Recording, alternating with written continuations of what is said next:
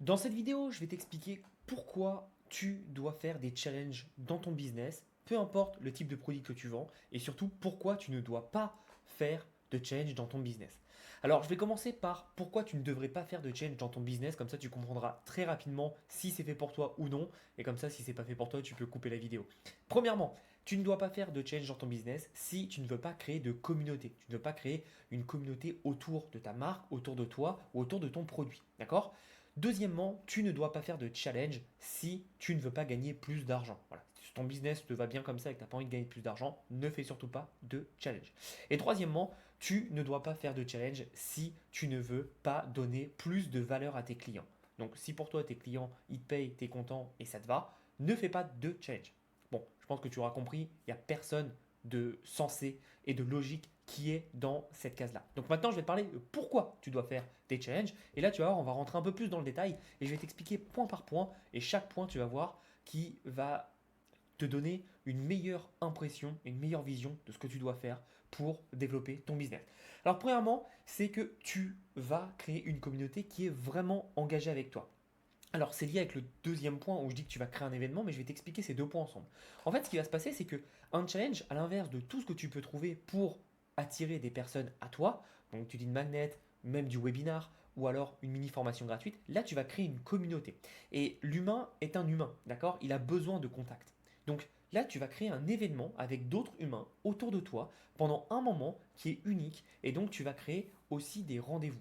Et ce qui va se passer, c'est que les personnes vont tout simplement s'habituer à avoir ce rendez-vous, cette habitude de te retrouver par exemple après le travail pour pouvoir apprendre sur tel ou tel sujet.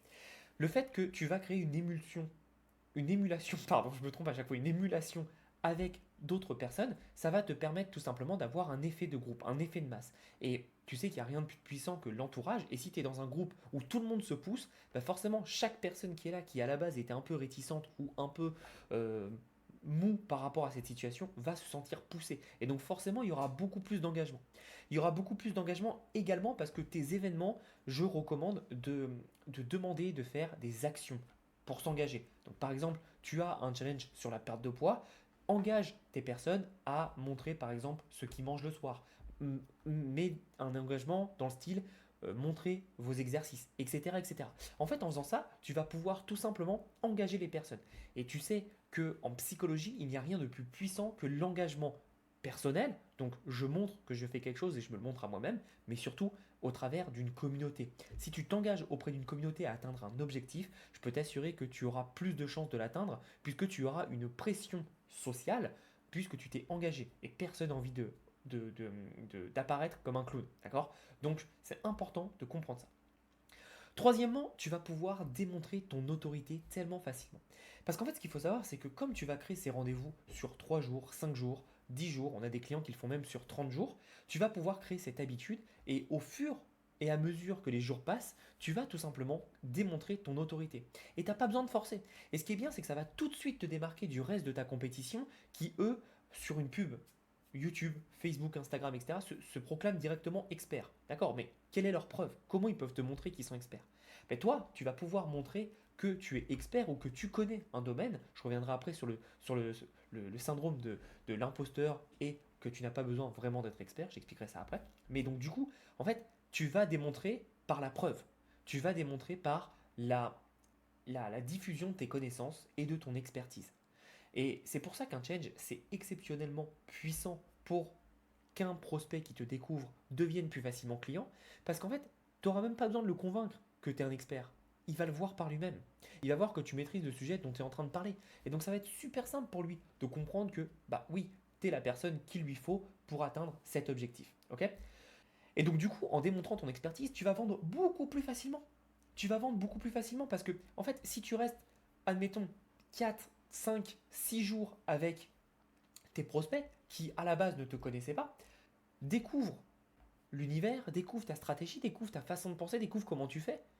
Et évidemment, dans ton challenge, tu vas incorporer des résultats. Ben forcément, derrière, il va se dire ah bah, ok, oui, c'est cette personne qu'il me faut, c'est évident. C'est évident pour deux points. Le premier, c'est que il aura été avec toi pendant plusieurs jours, donc ça va créer un cercle fermé. Et deuxièmement, il va voir jour après jour la démonstration de ton expertise. la démonstration que oui, tu peux apporter une solution à ces problèmes. Et donc forcément, ce qui va se passer, c'est que la personne, elle va se dire, bah, oui, en fait, c'est logique. Donc au moment où tu vas pitcher ton offre, ça sera beaucoup plus simple de tout simplement vendre et tu vendras même sans effort. Et ce qui est génial, c'est que on a testé plusieurs gammes de prix jusqu'à 500 euros. Donc on a testé un produit à 300 euros, 500 euros et 1000 euros. Jusqu'à 500 euros, on a zéro changement sur un trafic froid sur notre taux de conversion. Donc on est à plus de 35%, sachant que sur un webinaire, et je t'en parlerai juste après sur le webinaire, on est sur, si tu fais 8-10%, c'est vraiment vraiment très bien. D'accord? Donc tu vois la différence, tu peux faire un x3 en conversion juste en démontrant ton expertise. Parce qu'il y a ça aussi. Quand tu fais un webinaire, en fait, le problème, c'est que. Alors attention, j'adore les webinaires et je ne pense pas que challenge soit opposé à webinaire. Pour moi, je pense que challenge peut être complémentaire à un webinaire. Et les deux sont totalement adéquats et puissants. Mais ce qu'il faut comprendre, c'est qu'un webinaire, quand quelqu'un ne te connaît pas, qu'est-ce qui se passe? Il se passe que la personne arrive, tu lui parles un peu du sujet, tu lui présentes qui tu es, donc là tu as 10, 20, 30 minutes à peu près où tu peux pas diffuser ton savoir. Après, tu vas expliquer trois secrets, mais il faut aller vite, parce que après, pendant une heure et demie, tu vas closer. Et en fait, la personne, elle va se dire, bah ok, mais j'ai peut-être appris des choses, mais pas énormément, quoi. C'est tout petit ce que j'ai appris. Alors que, avec un challenge, tu as le temps de les faire digérer ce qu'ils apprennent. D'accord? Et d'ailleurs, en webinaire, ce qui est assez intéressant, c'est vraiment contre-productif, mais 90% des webinaires qui échouent, c'est parce qu'ils enseignent beaucoup trop. Et c'est bête, alors que l'inverse dans le challenge, c'est un challenge qui échoue. Perso, j'en ai rarement vu, mais un challenge qui échoue, c'est en général parce qu'il ne donne pas assez. Donc tu vois, on n'est pas du tout sur la même dynamique et le même objectif. Et donc, ce qu'il faut que tu comprennes, c'est que si tu veux vraiment réussir, tu dois démontrer ton expertise. Donc je vais revenir juste par le point de l'expertise. Beaucoup de personnes ont peur, ils se disent oui mais Thomas, moi tu comprends, je ne suis pas un expert. En fait, ce qu'il faut que tu comprennes, c'est que dans le business, tu n'as pas besoin d'être un expert, d'accord? Moi, j'ai pas la médaille Field de l'économie, d'accord? Je suis pas un prix Nobel de je sais pas quoi. Par contre, ce qui se passe, c'est que quand mes clients ont un problème et qu'ils viennent me voir, je résous leurs problèmes et je leur apporte des solutions. Tu as juste besoin de ça. Donc quand je parle d'expertise, non, il n'y a pas besoin d'être expert, il y a juste besoin d'apporter une solution au problème de tes clients. D'accord? Tant que tu fais ça et que tu n'as aucun problème à le diffuser, tu as gagné. Donc comprends bien que si tu en connais plus que ton client, il te verra comme un titre d'expert. Et l'exemple que j'aime bien donner, est-ce que tu penses que Michael Jordan ou LeBron James, leur coach, leur entraîneur personnel était meilleur qu'eux? Non. Par contre, ils arrivaient à trouver un problème. Ton shoot, il est un peu à droite. Quand tu cours, tu prends des mauvais appuis, etc. À le corriger pour améliorer leurs clients. Et leurs clients, en l'occurrence, c'était des superstars. Donc, tu vois un peu l'idée. Tu n'as pas besoin d'être le meilleur du meilleur du meilleur en expert. Tu as juste besoin de résoudre le problème que ton client a. Ok? Et avant de finir, j'aimerais te montrer une petite capture d'écran qui va pouvoir te faire mieux comprendre la situation. Cette capture d'écran, c'est quoi? C'est exactement ça. Ça s'appelle la value ladder, l'échelle de valeur. Et dans le classique, c'est quoi? C'est qu'on a donc le lead magnet qui est là, on a un low ticket, on a un mid ticket à peu près, là ils en ont rajouté plein, mais et après on a un high ticket. Ben, dis-toi que ton challenge peut remplacer tout ça, puisque ton challenge, comme il est gratuit, tu vas pouvoir tout simplement le faire en tant que lead magnet, puisque tu peux expliquer ça comme une formation de 4, 3, de 5 jours. Ok. Ensuite, tu peux faire un low ticket. Une stratégie que nous on met en place avec des clients, c'est que on propose le challenge gratuitement et on propose une session VIP. La session VIP coûte entre 47 à 97 euros.